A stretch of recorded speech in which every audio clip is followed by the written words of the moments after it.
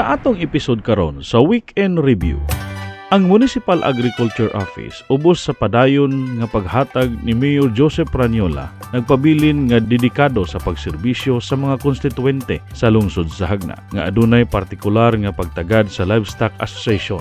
Sa usa ka mahinungdanon inisyatiba, usa ka orientation session ang gipahigayon sa Municipal Agriculture Office ug ubay livestock farm personnel niadtong Pebrero 27, 2024 sa Cambugason Covered Court. Ang sesyon nagtigom sa paghatag og gahom sa Cambugason Livestock Raiser, pinaagi sa paghatag og bililhon nga pagsabot sa One Packet Initiative nga naglakip sa 10 ka baka ug usa ka toro.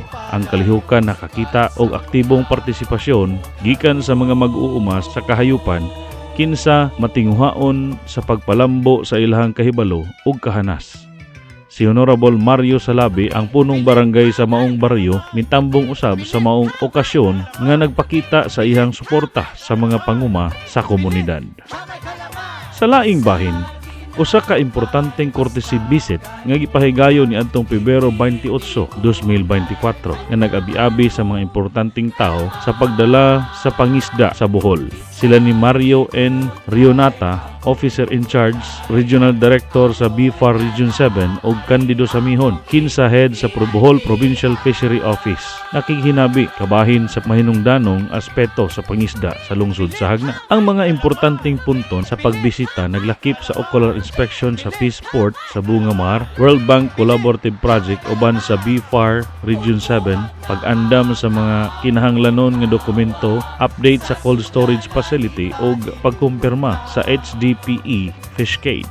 Ang grupo malipayong gidawat ni Vice Mayor Cupisto Pagar Jr., Honorable Kagawad Wilbins Binyalon ug mga miyembro sa Local Finance Committee sa ngalan ni Mayor Joseph Praniola.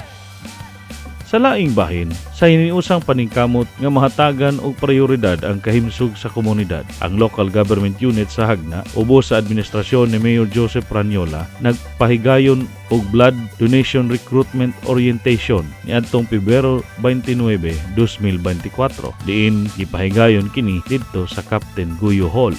Gitambungan sa mga mahinungdanong leader gikan sa tanang 33 ka barangay, lakip ang punong barangay, kagawad members ug mga personnel sa Rural Health Unit sa Hagna.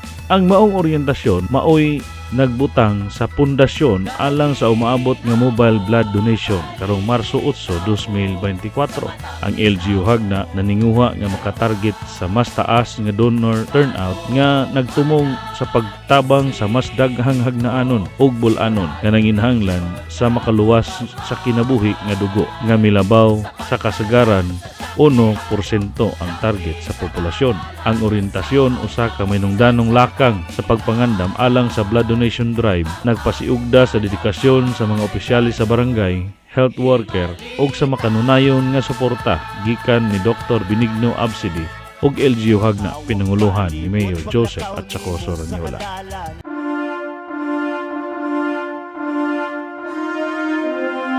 Sa katapusan, niadtong Pebrero 28, 2024 sa alas 2 sa hapon, usa ka mass wedding ang gipahigayon sa lungsod sa Hagna nga giorganisa sa Municipal Local Civil Registrar, pinanguluhan ni LCR Officer Lavilla Aceves, inabagan ni Mayor Joseph Praniola. Sa maong mass wedding adunay kinatibuk ang 22 ka parisan nga gikasal sulod sa St. Michael Parish Church nga gi-officiate kini mismo sa atong obispo sa Diocese of Talibon nga si Bishop Patrick Daniel Parcon. Inabagan sa ato ang Parish Administrator Father Dongdong Istapia. Ang mga gikasal walay gasto kay giabagan man kini sa Catholic Women's League kon CWL Hagna Chapter ug ubang kapunungan sa simbahan nga ang gastuson og mga pagpangandam sa mga papeles sa maong mga gipangkasal.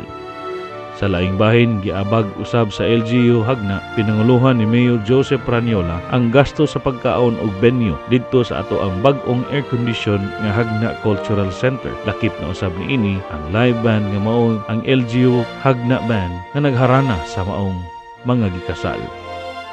Ang mga bag-ong gikasal mapasalamaton sa mga tabang nga ilang nadawat, ilabi na sa LGU Hagna sa pagtuman gyud sa ilahang damgo nga bug-os nga bugkuson na diha sa Kaminyoon.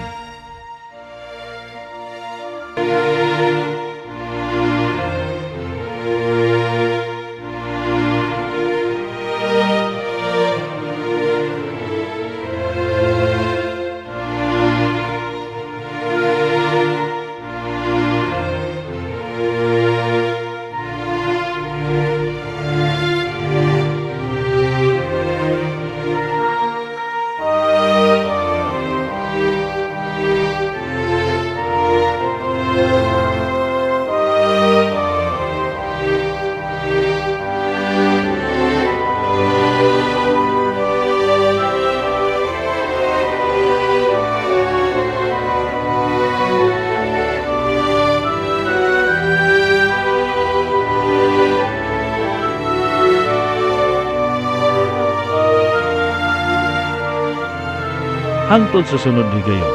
Daghang salamat sa inyong pagtanaw.